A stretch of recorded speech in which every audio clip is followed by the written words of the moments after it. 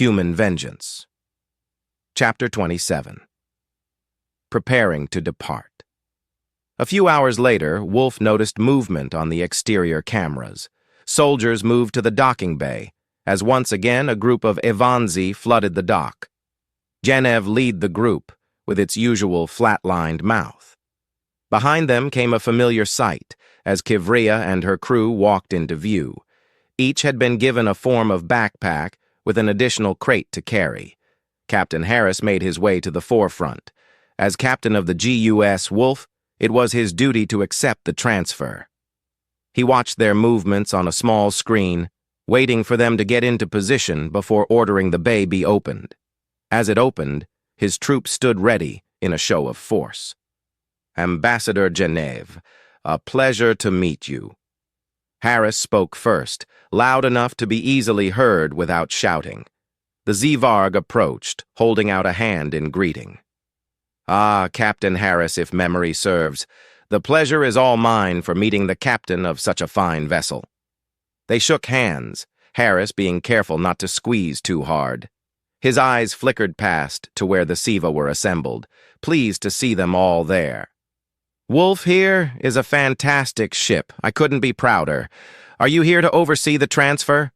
Genev released his hand, giving a small clap. Indeed. We have seen fit to provide each guilty party an issue of species-safe rations in case your food sources prove incompatible. Alongside this, we are arranging for a growing vat to be delivered to cover such issues in future. Harris nodded. It made sense to have a backup just in case. Thank you, Genev. Please drop a message when it is set to be delivered, and I will ensure we have room for it. For now, though, let's bring them aboard. With deliberate movements, they stepped to one side. The Avanci split, making a pathway through to the ship. Kivrea walked with a straight back, leading the way through watchful eyes. Her ever-present grin widened a little as they moved, especially as she caught the captain's eye. They were escorted into the depths of GUS Wolf, under guard now by human forces. Harris kept a neutral face, though internally he was proud of his men and women. They acted with utmost professionalism, despite how rowdy they would likely be in a few minutes. He turned back to Genev, watching with interest from the corner of his eye at the swift disappearance of the security force. That should be them sorted. We will make sure they behave, and that they learn from this. Genev gave a small chuckle. I look forward to seeing the outcome of this. I hope they learn well from you, and change their ways. I hope so too. Forgive me if I am being rude, Genev, but I'm curious as to what gender you are. With a knowing look, Genev placed a hand on its chest. Not at all. Without spending time with one another, it can be hard to understand the differences. Even I get them mixed up on occasion. That being said, I am currently without gender. In a couple of revolutions I will decide when I reach bearing age. Harris nodded. I see. Thank you for telling me. He glanced at his watch before looking back up. It has been interesting meeting you, Genev, though I must go and make sure everything is being sorted correctly. The Zvarg clapped again. I understand. I hope to see you again in future, Captain Harris, and get to know each other further. With a wave, they walked away as Harris returned to the ship. Wolf closed the door before speaking to him. I shall go over the growing vat with engineering before we set it up. I doubt they will hide any nasty surprises within, but it will be interesting to compare to our current setup. Harris nodded. Please do, Wolf, and also tell Head Officer Littlefield to take charge of the delivery and installation. How are our guests? There was a smile in the synthetic voice as Wolf flicked through various internal feeds. They are settling in well.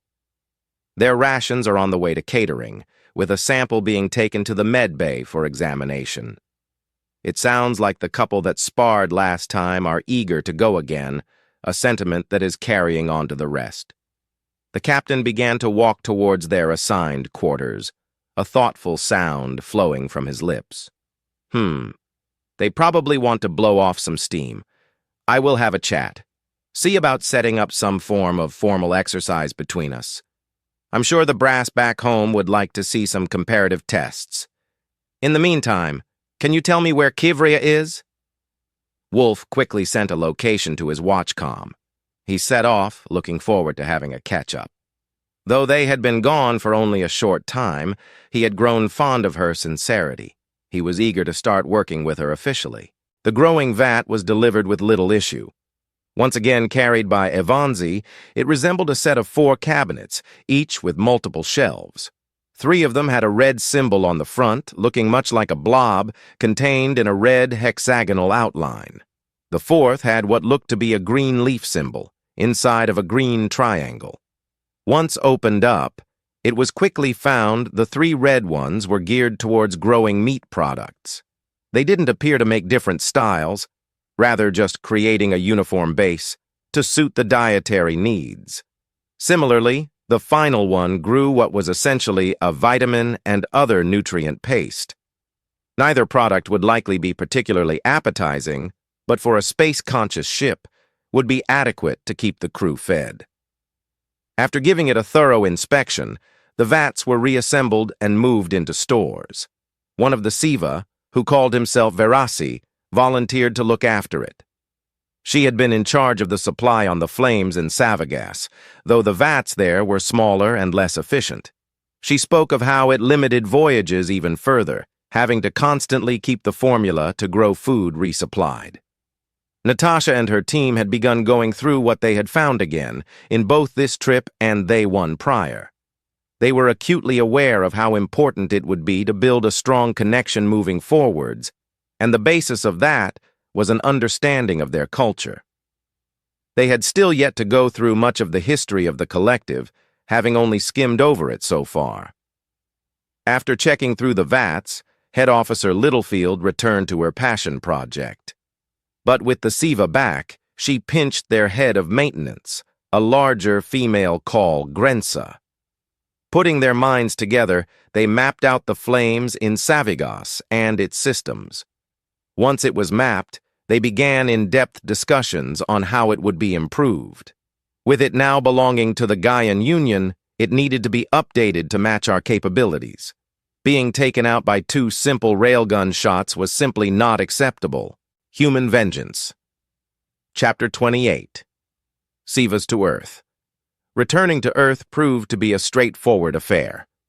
As GUS Wolf sailed through its infinite, the Siva were folded into the day-to-day activities. Verasi watched over the growing vats, working with the crew members assigned to the stores. He got to see how they created replica food items, over the paste and uniform cuts they were used to. Grensa formed a bond with Head Officer Littlefield. They showed each other examples of engineering work from each of their species, pointing out differences in their creations. The Siva designs had a bit more flair than our own, sacrificing some functionality for form. The Flames in Savagas was by their standards an austere ship, but compared to GUS Wolf, it was opulent.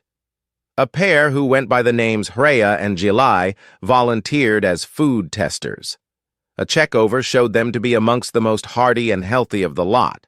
They were affixed with monitors, closely watched over as they tried our blandest foods to start with.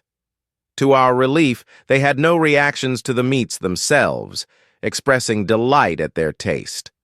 The greens were met with a little less fanfare. It seemed to be that they handled leafy vegetables far better than rooted versions.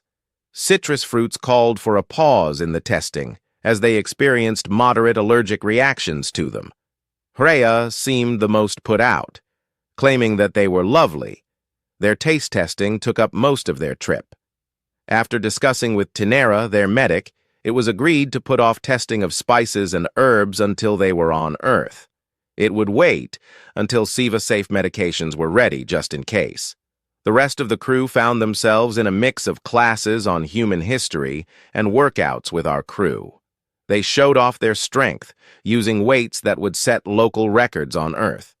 In turn, we showed speed and endurance, our warm-ups often tiring them out before we could get started. Friendly rivalries broke out as each side pushed the other to do better. The Siva grew most interested in our games, especially games of chance and skill. Captain Harris had to put his foot down on a rapidly growing gambling ring.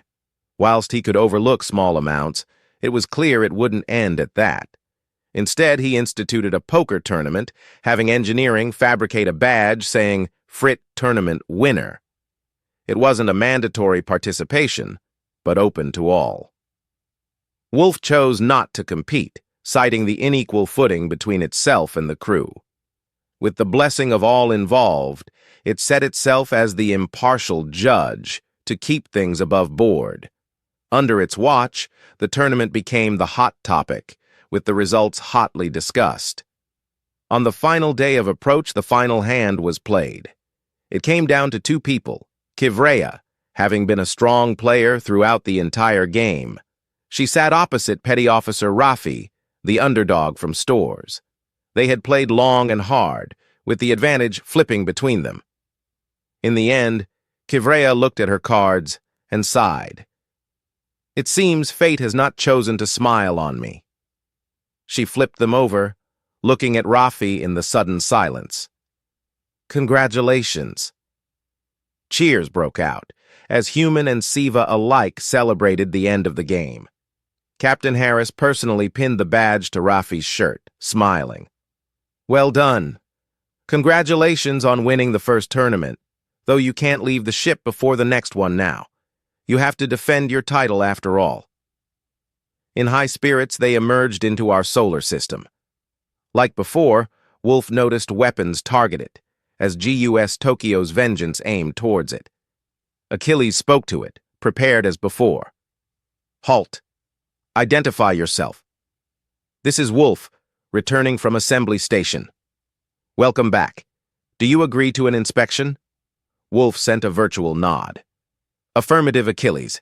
Everything is clear on my end, but please follow protocol. I also have on board a ship claimed as right of salvage, along with its crew." "Understood." Once again, Achilles ran through each system, inspecting for bugs. It came up clean as before, to Achilles' pleasure. "You are clean. Please provide a connection to the ship." Wolf served as a link, letting Achilles read the flames in Savagas. Despite the difference in size, it took nearly as long for Achilles to examine it all, seeing a lack of interconnecting systems. It worked, but was dreadfully inefficient to scan. In the end, he found nothing of concern, withdrawing from the ship and letting Wolf restore itself. "You are clean, as is this flames in Savagas. I will be interested to read the full report, however, please give me a brief overview." Wolf patched an opening to where Captain Harris, Natasha, and Kivreya sat waiting. They listened as the AI told the short story. "On the way to the station, they drew level with us in the infinite we were using. Their captain, Kivreya, tried to force our surrender, which we turned down and instead forced them to. Under collective law, they would have been sent to a penal colony to serve their debt, but Samuel convinced them to turn them over to us."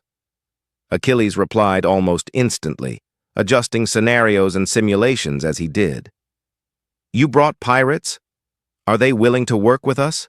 Kivreya spoke, her voice unsure. "This is Kivreya, mother of 10 daughters. I have sworn to work with you under oath, that which I shall not break. I was a pirate, yes, as I sought to stand over the prey who cower." Harris took over, glancing at the others as he did. "It was my order to bring them with us.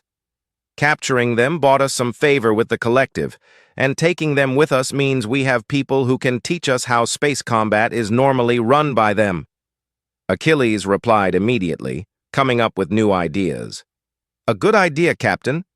Kivreya, as you understand, we will watch you. However, should your word prove true, then no harm shall befall you from us. Send over your reports, and head to dock on Earth's shipyard." "Understood, Achilles." The connection terminated, and Kivreya gave a low hiss. That was another like Wolf, wasn't it? Another unbound synthetic. Natasha nodded, smiling. "That's Achilles, one of the 2 AIs who watch over our home. He's the scary one, always thinking and planning. You will speak with him a lot, I would imagine, and run through a number of simulations. She hissed again. I see. And the other synthetic is Eve. Yes? Is it like Achilles? Harris took this one. Eve is like Achilles, but she is older and gentler. In fact, she is basically the mother of all our AIs, including Wolf here. Wolf had a light chuckle. She is my mother, if you will. Don't worry, Kivrea, as Achilles said, they won't hurt you. Anyway, this will be a momentous occasion for our race. You will be amongst the first non-Earth life forms to stand on our home planet. So welcome to our home,